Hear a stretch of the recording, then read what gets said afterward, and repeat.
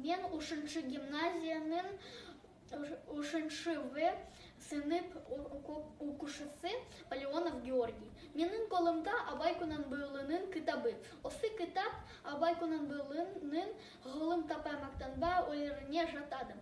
Ғылым тапай мақтанба, ғылым тапай мақтанба, орын тапай мақтанба. Комарланып шатанба, ойнап басқа күлуге. Бес нәрседен кашық бол, бес нәрсеге сық бол. Адам балам десеңіз, тілі уын өмірін алдында, оған кайғы жасыңыз. Осек, отырык, мақтаншақ, еріншек бекер мал шашпақ, без дұшпанын білсіңіз.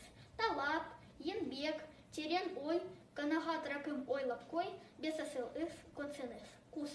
Сұр бұл тұсы суыт каптады аспан, кус болып дымкел туман жүрді басқан. Білмемін тойғаны ма, жылқы ойнап бие қашқан, тай шырысқан. Жасыл шоп, башашак жоқ бұрын құдай, жастар көмес, жүгірмес бала шолай. Қаршы шалт кемпірдей тұсы кетіп, жапарихынан айрылған ағаш құрай. Құрметті достар, сіздерді Абай Кунанбайұлының кітабы оқуға шақырамын.